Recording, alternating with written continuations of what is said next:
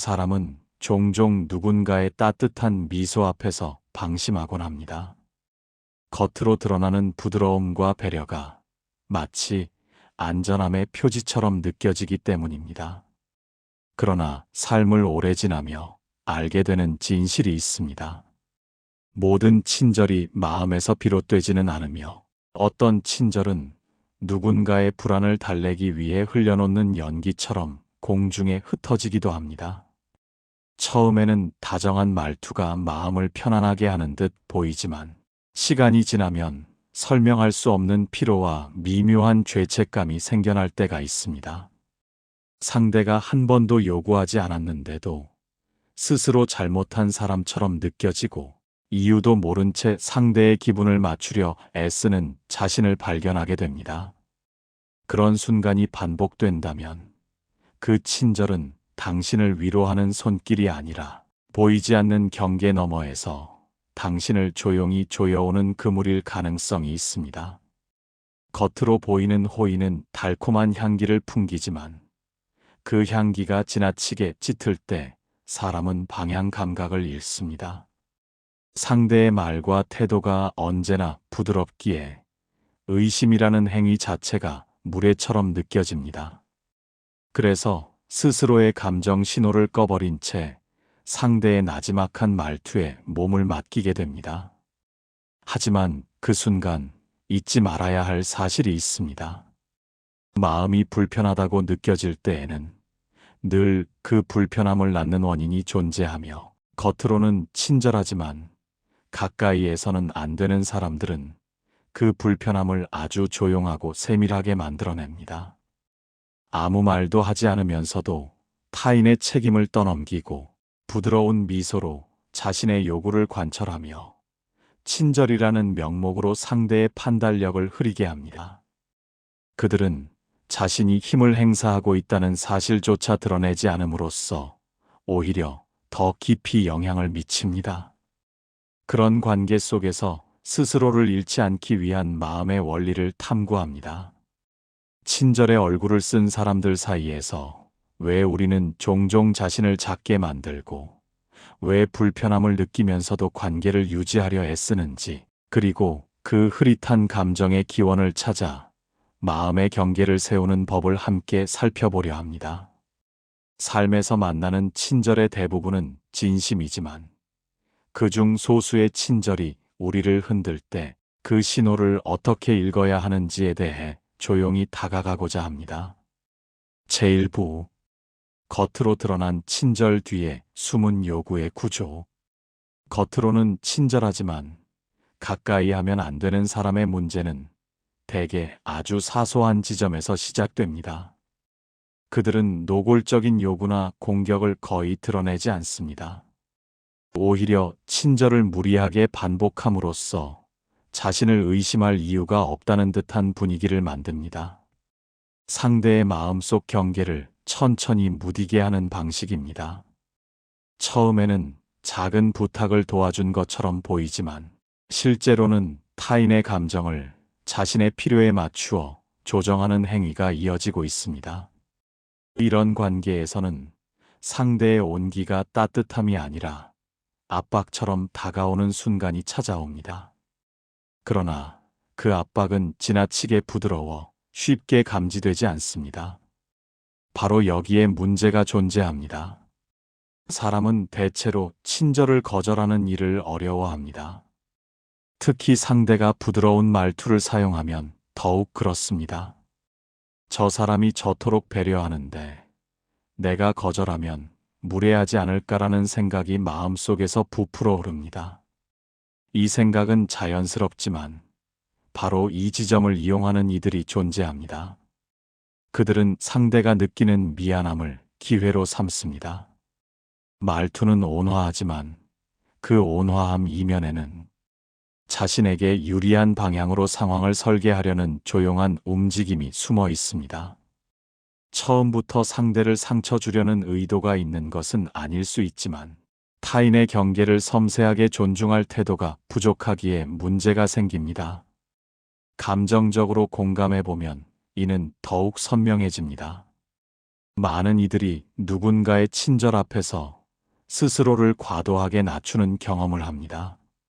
저 사람은 참 착한데 나는 왜 이렇게 불편할까라고 자신을 탓합니다.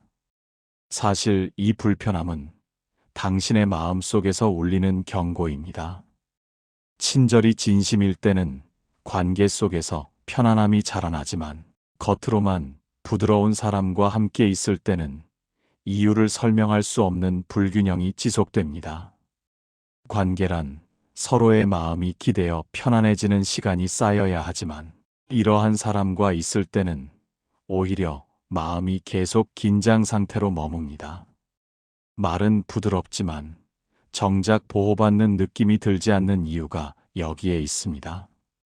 철학적으로 해석해보면 이런 유형의 사람은 관계를 균형이 아니라 구조로 바라봅니다. 자신이 만드는 구조 안에서 상대가 움직이기를 기대하며 그 구조를 유지하기 위해 친절이라는 스타일을 사용합니다. 즉, 친절은 목적이 아니라 수단으로 기능합니다. 이는 마치 흐릿한 빛이 공간을 채우며 사물의 형태를 미묘하게 왜곡시키는 것과 같습니다. 상대는 밝게 빛나는 듯하지만 실제로는 그 빛이 당신의 시야를 흐리고 있는 것입니다.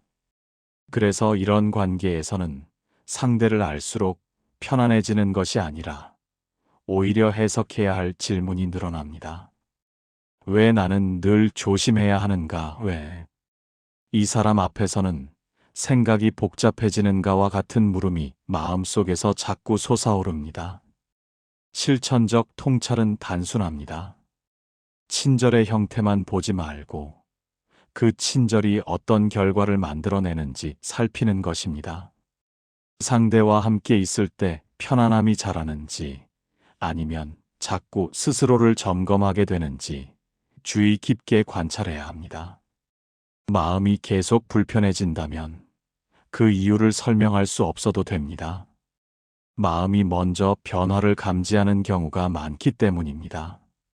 겉으로는 친절하지만 가까이에서는 안 되는 사람의 가장 큰 특징은 관계의 균형을 흐리게 만든다는 점입니다. 이 흐림을 감지하는 순간 이미 마음은 신호를 보내고 있습니다. 그 신호를 외면하지 않는 것이 스스로를 지키는 첫걸음이 됩니다. 제2부 보이지 않는 감정의 빚을 만드는 사람들. 겉으로는 친절하지만 가까이에서는 안 되는 사람에게 공통적으로 나타나는 특징은 감정의 빚을 조용히 만들어낸다는 점입니다. 그들은 대놓고 무언가를 요구하지 않습니다. 오히려 요구하지 않음으로써 상대가 스스로 빚을 진 것처럼 느끼게 합니다. 처음에는 사소한 배려로 시작됩니다. 작은 도움, 별것 아닌 친절, 상대방에게 부담이 없다는 듯한 말투. 하지만 그 친절은 어느 순간부터 관계의 중심을 차지하며 상대는 자신이 무엇을 갚아야 하는지도 알 수 없는 채무감을 느끼기 시작합니다. 이 과정에서 마음의 흐름을 자세히 들여다보면 흥미로운 지점이 있습니다. 상대가 한 번도 직접적으로 보상을 요구하지 않았음에도 친절을 받는 쪽에서는 끊임없이 마음이 불편해집니다. 불편함을 느끼는 이유는 단순합니다. 친절이 균형을 이루지 않기 때문입니다. 건강한 관계에서는 주고받음이 자연스럽게 순환되며 누군가의 도움이나 배려가 편안함으로 이어집니다. 그러나 진심이 아닌 친절은 이 순환을 막아버립니다. 대신 내가 더 해야 한다는 압박을 만들어내며 상대의 온화함이 점점 감시처럼 느껴집니다. 마치 말없이 바라보는 눈빛이 있어 스스로를 계속 돌아보아야 하는 상황처럼 보이지 않는 긴장감이 차곡차곡 쌓입니다. 감정적으로 공감해보면 많은 이들이 이런 상황을 겪고도 스스로를 탓합니다. 저 사람은 이렇게 부드러운데 왜 나는 마음이 답답할까? 내가 너무 예민해서 저 친절을 제대로 받아들이지 못하는 건 아닐까? 하지만 이는 예민함이 아니라 정확한 감각입니다. 마음은 진심과 계산을 구분합니다. 아무리 다정한 말투라도 그 안에 미묘한 계산이 숨어 있으면 마음은 그것을 먼저 감지합니다. 문제는 머리가 그 신호를 무시한다는 점입니다. 겉으로 보이는 모습이 지나치게 좋아 의심하는 자신이 나쁜 사람처럼 느껴지기 때문입니다. 그래서 많은 이들이 불편함을 느끼면서도 그 불편함을 인정하지 못하고 결국 감정의 빚을 더 크게 짊어지게 됩니다. 철학적 관점에서 보면 이런 관계는 주체성을 흔들어 놓는 구조를 만들어냅니다. 상대의 친절이 나를 돌보는 선함이 아니라 나를 움직이게 만드는 힘으로 작동하기 시작하면 관계는 이미 불균형에 들어갑니다. 겉으로는 평온해 보이지만 실제로는 나의 판단과 선택이 상대의 분위기에 의해 결정되는 순간이 잦아집니다. 그들은 직접적으로 강요하지 않습니다. 그러나 강요보다 더 강력한 방식으로 마음을 조정합니다. 상대가 알아채지 못할 만큼 부드럽게, 그러나 놓칠 수 없을 만큼 꾸준하게. 그들의 친절은 어둠이 아니라 미세한 안개처럼 마음속에 스며들며 스스로의 중심을 흐리게 만듭니다. 실천적 통찰은 이러한 흐름을 멈추는 데 있습니다. 첫째, 이유를 말할 수 없어도 불편한 감정 자체를 인정해야 합니다. 감정은 객관적 근거가 없어도 존중받아야 합니다. 둘째, 상대의 친절이 나를 편안하게 하는가, 아니면 나를 조심스럽게 만드는가를 구분해야 합니다. 편안함은 마음을 넓히지만 조심스러움은 마음을 좁힙니다. 셋째, 관계의 균형을 잃었다고 느끼면 작은 거리부터 두어야 합니다. 거리가 무례함을 의미하지는 않습니다. 오히려 거리는 마음을 건강하게 유지하는 하나의 호흡과도 같습니다. 보이지 않는 감정의 빚을 덜어내기 위해 가장 필요한 것은 나에게도 쉴 공간이 필요하다는 사실을 인정하는 것입니다. 제3부, 말의 온도는 따뜻하지만 마음의 방향은 자신만을 향하는 사람. 겉으로는 친절하지만 가까이 하면 안 되는 사람들의 또 다른 특징은 말의 온도와 마음의 방향이 서로 다르다는 점입니다. 그들은 언제나 다정한 말투를 사용하고 상대가 불편하지 않도록 세심한 단어를 골랐습니다. 하지만 그 언어가 향하고 있는 방향은 상대가 아니라 결국 자기 자신입니다. 이들의 다정함은 관계를 부드럽게 만들기 위한 것이 아니라 자신이 원하는 결과를 얻기 위한 통로가 됩니다. 그래서 그들의 말은 따뜻해 보이지만 그 온기를 통해 상대를 진심으로 돌보려는 움직임은 찾아보기 어렵습니다. 이러한 사람들을 가까이 하면 처음에는 기분이 좋아집니다. 내 이야기를 경청해주는 듯하고 작은 일에도 공감하는 말들을 건네기 때문입니다. 그러나 시간이 지나면 묘한 흐름이 드러납니다. 상대의 말이 당신을 이해하겠다가 아니라 당신을 통해 내 목적을 이루겠다는 방향으로 이어집니다. 말이 부드러운 만큼 오히려 경계하기 어려워지며 어느 순간부터 나의 감정과 선택이 상대의 흐름 속에서 조용히 조정되는 느낌을 받습니다. 그들은 마음을 움직이는 데 능숙하지만 그 움직임은 상대의 삶을 위하는 것이 아니라 자신의 필요를 충족시키는 데 있습니다. 감정적으로 들여다보면 이런 관계에서 가장 먼저 사라지는 것은 마음의 여유입니다. 상대가 늘 부드럽기 때문에 내가 불편함을 표현하는 것이 마치 잘못처럼 느껴집니다. 저렇게 말하는데 내가 왜 거슬릴까? 저 다정함을 내가 잘못 해석하는 걸까라는 생각이 자연스럽게 떠오릅니다. 그러나 이 생각 뒤에는 중요한 사실이 숨어 있습니다. 진심이 담긴 친절은 상대를 편안하게 만들지만 목적이 담긴 친절은 상대를 조심스럽게 만듭니다. 이 조심스러움이 반복될수록 마음의 중심은 점점 흔들리고 마지막에는 내가 어떤 선택을 하고 싶었는지조차 흐려집니다. 그 흐림을 스스로 깨닫지 못할 만큼 천천히 번져가기에 더 위험합니다.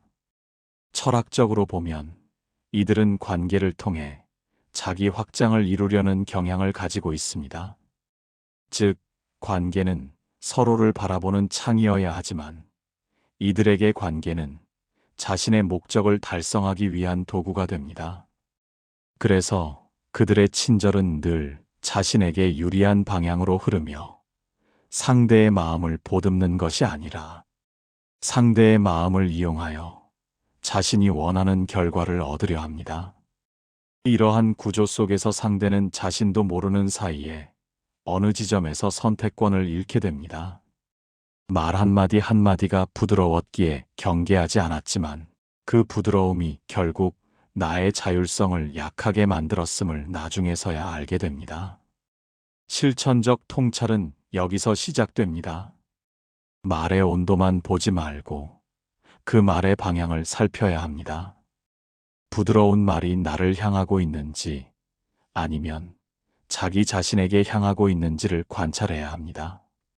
그들의 말이 나에게 위안을 주는지 아니면 나를 통해 무언가를 얻으려는 기류가 느껴지는지를 구분해야 합니다.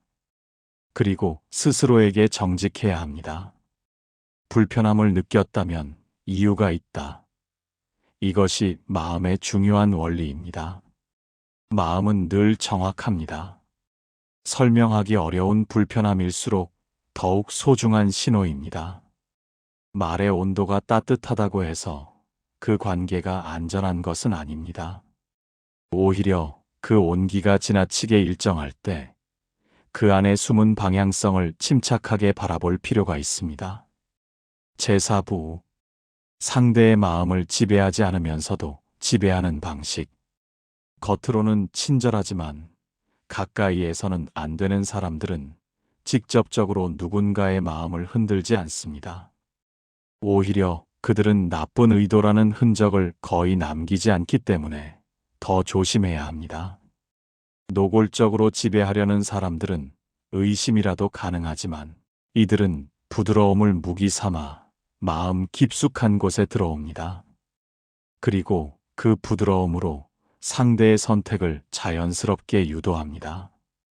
이때 상대는 자신이 스스로 선택했다고 믿지만 사실 그 선택은 이미 상대가 원하는 방향으로 정해진 길을 따라 움직이고 있습니다.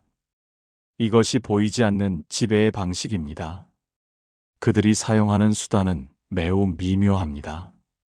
늘 배려하는 듯한 말투와 어느 정도 거리감을 유지하는 자세는 상대에게 이 사람은 안전하다는 인상을 줍니다.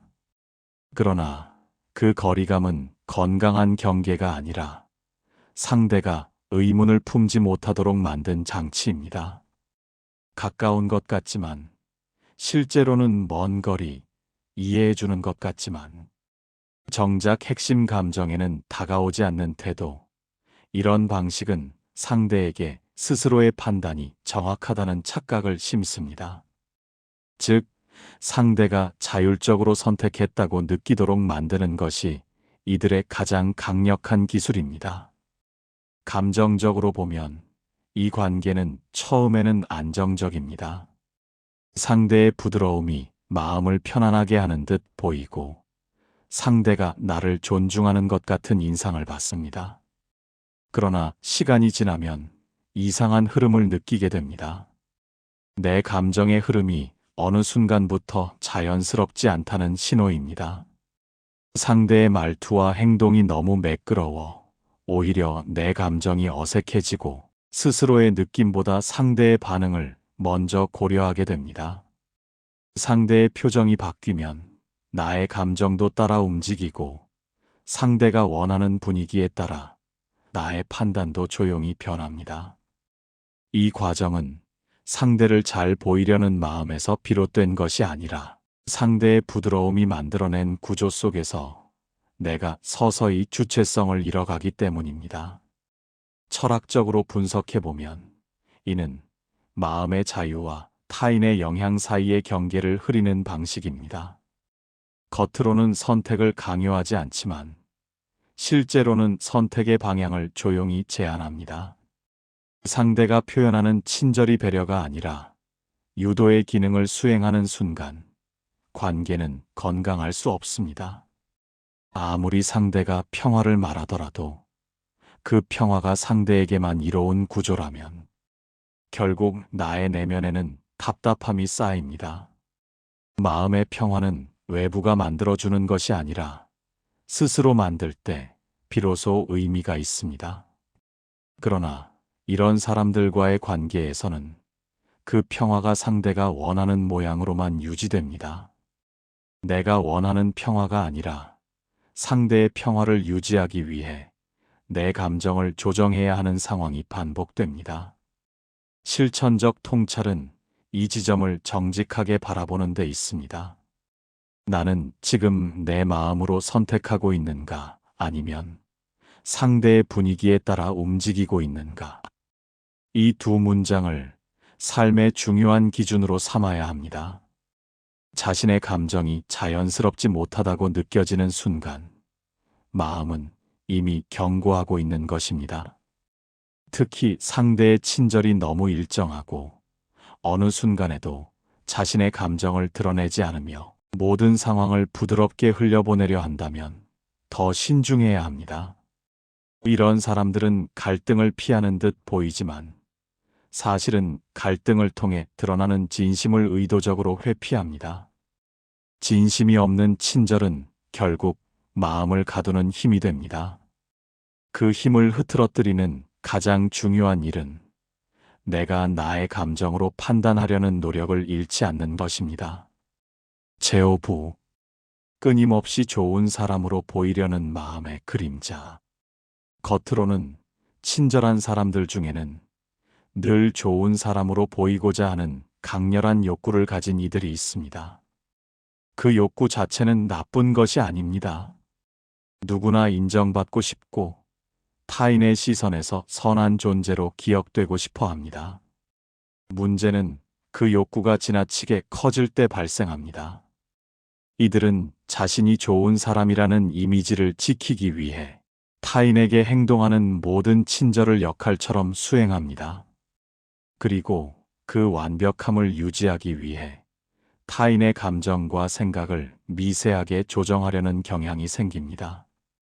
친절의 형식을 유지할수록 자기 이미지는 안정되지만 정작 그 친절을 받는 사람은 점점 불편함을 느끼게 됩니다. 처음에는 이 불편함을 설명하기 어렵습니다. 상대는 늘 배려하고 늘 웃고 있으며 내 감정을 고려하는 말들을 건넵니다. 그러나 그 모든 움직임이 너무 과하게 매끄럽습니다.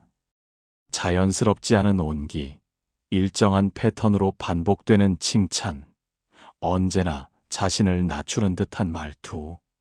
이는 진심에서 나온 것이 아니라 자기 이미지를 유지하기 위한 의식에 가깝습니다. 그래서 상대의 친절을 받는 사람은 어느 순간부터 내가 진짜로 편안한가라는 질문을 떠올리게 됩니다. 친절이 많을수록 오히려 마음이 더 조심스러워지는 이유가 여기에 있습니다. 감정적으로 보면 이러한 사람과의 관계에서는 두 가지 감정이 반복됩니다. 첫째는 감사함입니다. 상대가 보여주는 표면적 배려는 분명 따뜻하게 느껴지기 때문입니다. 그러나 둘째는 미묘한 피로감입니다. 상대가 지나치게 완벽한 친절을 유지하기 때문에 나도 그 완벽함에 맞춰야 한다는 부담이 생깁니다. 이 부담은 말로 표현할 수 없지만 마음을 짓누릅니다. 상대가 늘 좋은 사람이기 때문에 나도 늘 괜찮은 사람이어야만 할 것 같은 압박이 생깁니다. 관계는 편안해야 하지만 이런 관계에서는 편안함 대신 역할의 긴장이 자리합니다. 철학적으로 보면 이는 자기 이미지에 지나치게 의존하는 삶의 방식에서 비롯됩니다. 자신을 좋은 사람으로 보이고자 하는 욕구가 커질수록 타인의 감정은 그 욕구를 유지하기 위한 수단이 됩니다. 상대는 나의 아픔보다는 자신의 선함을 유지하는 것에 더 관심을 가집니다. 그래서 진짜 공감이 일어나지 않습니다. 상처가 생겨도 서로 깊이 이야기할 수 없고, 불편함이 느껴져도 상대는 자신의 이미지를 지키기 위해 더 친절한 말만 건넬 뿐, 그 불편함의 본질을 직시하지 않습니다. 결국 관계는 진정성을 잃고 따뜻함 대신 피로가 쌓입니다. 실천적 통찰은 이러한 흐름을 알아차리는 데 있습니다. 상대가 보여주는 친절이 감정의 교류인지 아니면 자기 이미지를 지키기 위한 행동인지 살펴야 합니다. 친절을 주는 사람이 불편한 감정, 갈등, 서툰 진심을 드러낼 수 없다면 그 친절은 진심이 아니라 역할일 가능성이 큽니다. 그리고 그 역할은 타인에게 편안함을 주기보다 오히려 타인의 마음에 압박을 줍니다. 이런 관계에서는 내가 느끼는 피로감을 정당하게 바라보는 것이 중요합니다. 피로는 예민함이 아니라 경계심의 신호입니다. 그 신호를 무시하지 않는 것이 마음을 지키는 가장 현실적인 지혜입니다. 제육부, 갈등을 피하는 척하면서 갈등을 키우는 사람의 심리. 겉으로는 친절한 사람들 중에는 갈등을 극도로 피하려는 이들이 있습니다. 그들은 부드러운 말투와 온화한 표정으로 모든 상황을 무난하게 넘기려 합니다. 하지만 이때 중요한 사실이 있습니다. 갈등을 피하는 것과 갈등을 다루지 않는 것은 완전히 다른 문제라는 점입니다. 갈등을 피하는 척하는 사람은 마치 평화를 위해 노력하는 것처럼 보이지만 실제로는 상대의 감정을 조용히 억눌러 갈등을 더 깊은 곳에서 자라나게 합니다. 그리고 그 갈등은 시간이 흐를수록 더 단단한 압박으로 변합니다. 처음에는 이들이 매우 평온해 보이기 때문에 관계가 편안한 것처럼 느껴집니다. 어떤 상황에서도 화를 내지 않고 의견 충돌이 있을 때도 부드럽게 넘어가려 하며 상대가 불편한 이야기를 꺼내려고 하면 자연스럽게 분위기를 바꾸어 버립니다. 이러한 태도는 친절처럼 보이지만 사실은 감정의 진실을 회피하는 방식입니다. 갈등을 피하는 것이 아니라 감정을 피하는 것이고, 감정을 피함으로써 상대에게 자신의 불편함을 말할 기회를 빼앗는 것입니다. 이 과정이 반복되면 관계는 평화로워 보이지만 그 평화가 마치 얇은 얼음판 위를 걷는 것처럼 위험해지기 시작합니다. 감정적으로 들여다보면 이런 사람들과 함께할 때 가장 먼저 사라지는 것은 솔직함입니다. 상대가 늘 부드럽기에 나도 내 감정을 조심스럽게 숨기게 됩니다. 조금이라도 갈등을 만들까봐, 상대에게 부담을 줄까봐 말해야 하는 사실을 말하지 못하고 지나칩니다. 그러나 이렇게 억눌린 감정은 어느 순간부터 불편함의 형태로 몸과 마음에 쌓입니다. 상대는 자신이 갈등을 피함으로써 관계를 지키고 있다고 생각하지만 실제로는 솔직한 대화의 공간을 없애 관계를 약하게 만들고 있습니다. 갈등을 두려워하는 마음이 커질수록 관계는 점점 더 얕아지고 겉보기에는 평온해도 속은 점점 피로해집니다. 철학적으로 보면 갈등을 다루는 태도는 관계의 깊이를 결정하는 중요한 지점입니다. 진심을 공유하려면 때로는 불편한 이야기도 해야 하고 상처를 드러내야 하며 상대의 감정과 나의 감정이 마찰을 이루는 순간이 필요합니다. 그러나 갈등을 회피하는 사람들은 이러한 마찰 자체를 위험으로 간주합니다. 마찰이 생기면 자신이 유지해온 좋은 사람의 이미지를 잃을까 두려워하고 상대가 자신을 불편해할까 걱정하며 결국 모든 갈등의 가능성을 차단해 버립니다. 이런 방식은 스스로를 지키는 것이 아니라 상대와의 관계를 얕게 만드는 결과를 초래합니다. 실천적 통찰은 갈등의 본질을 바라보는 데서 시작합니다. 갈등은 상처를 남기는 사건이 아니라 서로의 진짜 마음을 드러낼 수 있는 창입니다. 갈등을 다룰 수 있는 관계는 건강하지만 갈등을 회피하는 관계는 시간이 지날수록 왜곡됩니다. 상대가 늘 부드럽고 조용하며 어떤 상황에서도 감정을 드러내지 않는다면 그 부드러움 뒤에서 우리는 스스로의 진심을 잃어가고 있을 가능성이 큽니다. 그래서 자신에게 조용히 묻는 것이 필요합니다. 나는 이 관계에서 내 감정을 숨기고 있는가? 내가 솔직하게 말하지 못하는 이유가 상대의 평온함 때문인가? 이 질문이 마음속에서 울리는 순간 이미 관계는 당신에게 신호를 보내고 있는 것입니다. 그 신호를 외면하지 않는 것이 마음을 지키는 첫 걸음이 됩니다. 제7부 상대의 상처를 이용해 관계를 유지하려는 은밀한 방식. 겉으로는 친절하지만 가까이에서는 안 되는 사람들 중 일부는 상대의 상처를 다루는 독특한 방식을 가지고 있습니다. 그들은 상대의 아픔을 이해해주는 듯한 말투로 다가오지만 그 상처를 치유하려는 것이 아니라 그 상처를 관계의 기반으로 삼으려는 경향을 보입니다. 상대의 약한 면을 알고 있다는 사실을 통해 우위를 확보하고 그 상처를 이유 삼아 자신이 관계에서 중요한 사람이라는 위치를 굳혀갑니다. 이러한 방식은 매우 조용하게 이루어지기에 더욱 위험합니다. 처음에 상대는 자신의 상처를 이해해주는 듯한 태도에 위로를 느낍니다. 내 이야기를 안전하게 들을 수 있는 사람이라는 신뢰가 생기며 마음의 깊은 부분을 털어놓게 됩니다.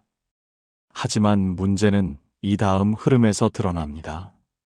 상대가 나의 상처를 반복해서 언급하거나 나의 선택과 행동을 그 상처와 연결해 조언하려 할 때, 혹은 내가 새로운 삶의 단계를 밟으려 할 때, 그래도 예전에 그런 일이 있었잖아라는 식으로 미묘하게 주저하게 만든다면 그 친절은 위로가 아니라 조종의 형태로 변한 것입니다. 감정적으로 보면 이런 관계에서 가장 먼저 느껴지는 것은 이상한 불균형입니다. 상대는 늘 내 상처를 이야기하며 나를 배려하는 것처럼 보이지만 그 배려가 오히려 나를 한자리에서 움직이지 못하도록 만드는 것처럼 느껴집니다. 내 상처를 받아들이고 치유하는 과정에서는 나의 변화, 나의 성장, 나의 주체성이 필요합니다.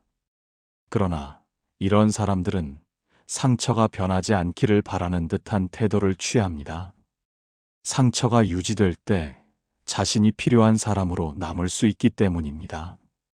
그 결과 겉으로는 도와주는 사람처럼 보이지만 실제로는 변화를 막는 사람이 됩니다. 철학적으로 보면 이는 관계의 시간성을 왜곡하는 문제입니다. 그 사람은 누구나 과거를 가지고 있지만 건강한 관계는 그 과거를 현재의 삶 속에서 새롭게 해석하며 성장할 수 있는 방향을 열어줍니다. 그러나 상처를 이용하는 사람들은 과거를 현재에 묶어둡니다. 그들은 상대가 나아가려 할 때 과거를 이유로 망설이게 만들고 새로운 시도를 할 때 그 상처를 생각해 봐야 하지 않겠느냐는 식으로 조용한 불안을 심습니다.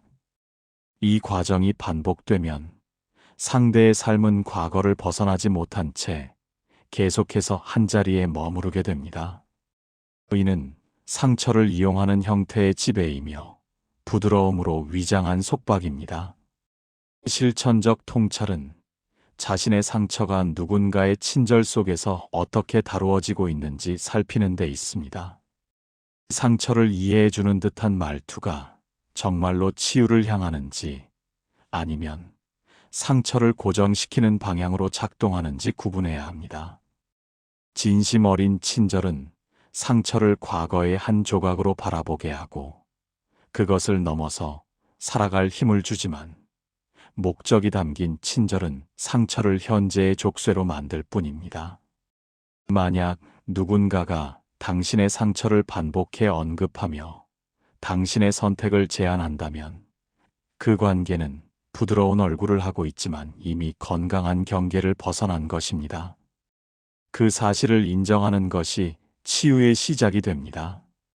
제8부, 언제나 괜찮다고 말하며 책임을 회피하는 사람의 정서 구조. 겉으로는 친절한 사람들 중에는 어떤 상황에서도 괜찮다고 말하며 부담을 주지 않는 듯한 인상을 만드는 이들이 있습니다. 그들은 상대의 실수도 너그럽게 받아들이고 어떤 문제에도 화를 내지 않으며 늘 평온한 표정을 유지합니다. 언뜻 보면 마음이 넓은 사람처럼 보이지만 이 부드러움 속에는 중요한 그림자가 숨어 있습니다. 괜찮다는 말로 갈등을 덮어버리고 자신의 책임을 피하려는 태도가 자리하는 것입니다. 그리고 그 책임 회피는 결국 상대에게 보이지 않는 부담과 불안을 남깁니다. 처음에는 상대의 너그러움이 편안하게 느껴집니다. 내가 실수해도 부드럽게 웃어넘기고 어떤 상황에서도 감정이 격해지지 않으니 함께 있을 때 긴장이 덜한 것처럼 보입니다. 그러나 시간이 지날수록 이상한 흐름이 드러납니다. 이 사람은 정말로 괜찮아서 아무렇지 않은 것일까? 아니면 갈등을 피하기 위해 말을 하지 않는 것일까? 그리고 또 하나의 의문이 생깁니다. 왜 나는 이 사람 앞에서 오히려 더 조심스러울까? 이 조심스러움은 상대가 관대해서 생기는 것이 아니라 상대가 자신의 감정을 감춰버리기 때문에 상대의 진짜 상태를 알 수 없어서 생겨나는 불안입니다. 감정적으로 보면 이런 사람들과의 관계에서는 내가 짐을 지는 순간이 점점 늘어납니다. 상대가 괜찮다고 말해버리면 나만 마음에 무게를 느끼게 됩니다. 상대는 늘 평온한 표정을 유지하니 갈등의 여지가 사라지는 듯 보이지만 그 평온함은 상대 내부의 감정을 나에게 넘겨버리는 방식이 되기도 합니다. 내가 불편한 것을 이야기하려 하면 상대는 괜찮아요, 지나가면 됩니다라며 부드럽게 상황을 얼버무립니다. 그러면 나는 더 말을 조심하게 되고 결국 내 감정은 처리되지 않은 채 마음속에서 쌓입니다. 이 과정이 반복되면 관계는 겉으로는 평화롭지만 속은 무겁고 뒤틀리기 시작합니다.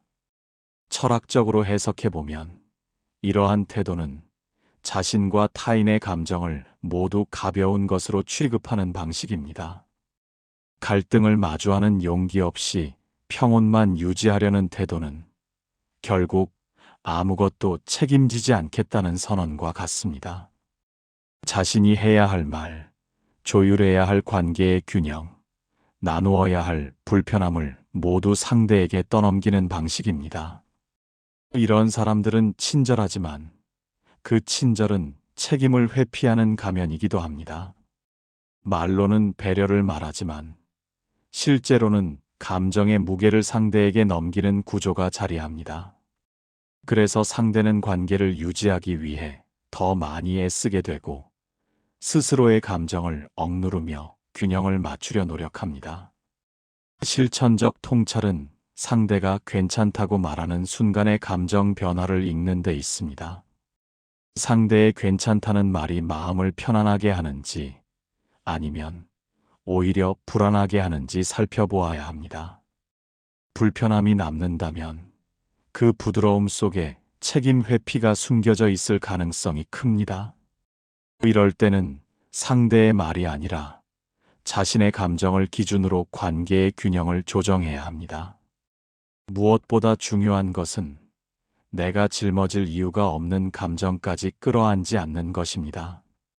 상대가 자신의 감정을 말하지 않는다고 해서 그 감정을 대신 관리할 의무가 나에게 있는 것은 아닙니다. 괜찮다는 말이 관계의 평화를 약속하는 것이 아니라 진짜 대화를 막는 벽이 될 때 마음은 이미 그 사실을 알고 있습니다. 그 신호를 존중하는 것이 나를 지키는 길입니다. 제9부 도움을 주는 척하지만 상대를 의존하게 만드는 관계의 덫. 겉으로는 친절하지만 가까이 하면 안 되는 사람들 중에는 늘 도움을 주려는 태도를 가진 이들이 있습니다. 그들은 상대의 어려움을 빠르게 눈치채고 필요한 조언을 아낌없이 주며 누구보다 먼저 손을 내밉니다. 처음에는 매우 든든하게 느껴집니다. 이 사람이 있어서 다행이다라는 생각이 들고 삶의 여러 순간에 지지받고 있다는 안정감이 생깁니다. 그러나 이 친절이 어느 순간부터 이상한 무게로 다가올 때가 있습니다. 도움을 주는 방식이 상대를 자유롭게 하는 것이 아니라 오히려 상대를 의존하게 만드는 방향으로 흐르는 것입니다. 겉으로는 배려처럼 보이지만 실제로는 상대의 삶에 깊숙하게 개입하며 선택의 틀을 좁히는 방식입니다. 예를 들어 상대의 문제를 해결해 주겠다고 하면서 스스로 생각할 시간을 빼앗고 작은 선택조차 조언이라는 이름으로 조용히 개입합니다. 그러다 보면 어느 순간부터 나는 나의 판단을 믿지 못하게 되고 상대의 의견을 기준으로 삶을 결정하게 됩니다. 이는 명령이나 압박이 아니라 도움의 형태로 이루어지기 때문에 경계하기 어렵고 그만큼 영향력은 더욱 강하게 작용합니다. 감정적으로 보면 이런 관계에서는 고마움과 불편함이 동시에 자랍니다. 도움을 받는 순간에는 감사하지만 그 도움을 반복해서 받을 때에는 마음이 조금씩 좁아집니다. 나도 모르게 상대의 표정을 살피게 되고 상대가 없을 때 결정을 내리려 하면 자신감이 흔들립니다. 도움은 분명 따뜻해야 하지만 이 따뜻함이 스스로 생각할 힘을 약하게 만드는 순간 그것은 더 이상 도움이라고 부를 수 없습니다. 도움이라는 이름을 가진 새로운 형태의 의존이 자리 잡기 시작하는 것입니다. 철학적으로 보면 진정한 도움은 상대가 스스로 설 수 있는 힘을 주는 것입니다. 그러나 이러한 사람들은 도움을 통해 상대의 삶의 자리를 확보하고 자신이 빠질 수 없는 존재처럼 위치를 굳혀갑니다. 도움은 손을 내미는 행위가 아니라 손을 잡아두는 행위로 바뀌어 버리고 관계는 대등함을 잃습니다. 상대는 돌봄의 형태로 존재하지만 그 돌봄은 상대의 자유를 빼앗는 부드러운 속박으로 변합니다. 이러한 구조는 표면적으로는 따뜻하지만 속으로는 상대의 주체성을 약하게 만드는 위험을 품고 있습니다. 실천적 통찰은 도움의 방향을 바라보는 데서 시작합니다. 상대의 도움을 받고 있을 때 내가 편안해지는지 아니면 점점 더 의존하게 되는지 살펴야 합니다. 진심이 담긴 도움은 나를 더 넓어지게 만들지만 목적이 담긴 도움은 나를 좁아지게 만듭니다. 도움을 받았을 때 마음속에서 불편함이 자라난다면 그 불편함은 결코 우연이 아닙니다. 조용하지만 정확한 신호입니다. 그리고 중요한 질문 하나가 있습니다. 이 도움은 나의 삶을 자유롭게 하는가 아니면 누군가에게 빚을 지게 만드는가? 이 질문이 마음속에서 떠오르는 순간 이미 관계는 경계해야 할 지점에 이르렀습니다. 도움이라는 이름의 끈은 언제든 부드러운 속박으로 변할 수 있다는 사실을 잊지 않아야 합니다. 제10부 겉으로는 온화하지만 결국 상대의 삶을 소진시키는 관계의 마지막 징후. 겉으로는 친절한 사람과 오래 지내다 보면 관계의 깊은 곳에서 조용히 나타나는 징후가 있습니다. 처음에는 이런 사람이어서 고맙다는 마음이 생기고, 시간이 지나면서 이 사람에게 의지해도 괜찮겠다는 신뢰가 쌓입니다. 하지만 일정한 시간이 흐르면 설명하기 어려운 감정이 마음속에서 피어오릅니다. 평온해야 할 관계인데 어딘가에서 에너지가 빠져나가는 듯한 피로감, 말을 조심해야 한다는 미묘한 긴장, 상대가 친절함을 유지하는 만큼 나도 그 친절함의 틀에 들어가야 할 것 같은 압박이 생겨납니다. 이 감정은 매우 조용하게 시작되며 그래서 더 위험합니다. 이 시점에서 많은 사람들은 자신의 문제라고 생각합니다. 내가 너무 예민한 건 아닐까? 저 사람은 잘해주는데 왜 나는 이렇게 지치는 걸까? 하지만 감정의 피로가 반복된다면 그 원인은 당신이 아니라 관계의 구조에 있습니다. 겉으로는 온화하지만 상대가 만들어 놓은 환경 속에서 당신의 마음은 점점 좁아지고 있기 때문입니다. 상대는 늘 다정하며 무례한 행동을 하지 않기 때문에 문제를 명확히 찾기 어렵습니다. 그러나 사람의 마음은 진실을 감지합니다. 상대의 친절이 나를 위하는 것이 아니라 관계를 자신에게 유리하게 유지하기 위한 것이라는 사실을 마음은 머리보다 먼저 알고 있습니다. 그렇기에 겉으로는 아무 문제가 없어 보여도 마음은 계속해서 불편함을 기록합니다. 감정적으로 들여다보면 이런 관계에서 가장 많이 일어나는 현상은 자기 검열입니다. 말을 하기 전에 먼저 상대의 반응을 생각하고 나의 감정보다 상대의 분위기를 먼저 고려하며 때로는 자신의 아픔조차 나중으로 미룹니다. 상대의 친절을 깨뜨리면 관계가 흔들릴 것 같고 상대가 실망할까 두려워 솔직한 표현을 포기하게 됩니다. 이러한 자기 검열은 마음의 힘을 조금씩 소진시키며 결국 자신의 감정이 무엇인지조차 흐릿해지는 지점에 이르게 됩니다. 이 과정은 아주 조용히 진행되며 누구에게도 상처를 준 것 같지 않은데도 자신만 묘하게 무기력해집니다. 이것이 부드러움으로 가려진 관계의 소진입니다. 철학적으로 해석해보면 겉으로는 친절하지만 가까이 하면 안 되는 사람은 당신의 삶을 직접 바꾸지는 않습니다. 대신 당신이 스스로 변화하지 못하도록 만드는 방식으로 영향을 줍니다. 그들은 상처를 주지 않기 때문에 문제를 찾기 어렵고 늘 부드럽기 때문에 비판하기도 어렵습니다. 그러나 중요한 진실이 있습니다. 사람을 지치게 하는 것은 언제나 큰 상처가 아니라 작은 왜곡의 반복입니다. 친절이라는 외피 아래에서 계속해서 균형을 빼앗는 순간들, 감정 표현을 막는 작은 분위기들, 자유로운 선택을 어렵게 만드는 미묘한 제스처들, 이 모든 것이 쌓여 삶의 힘을 서서히 앗아갑니다. 실천적 통찰은 바로 이 지점을 인식하는 데 있습니다. 관계가 나를 지지하는지 아니면 조용히 소진시키는지 정확하게 바라보아야 합니다. 친절 때문에 멀어지기 어려웠던 사람이라도 그 친절 뒤에서 나의 삶이 좁아지고 있다면 거리를 두어야 합니다.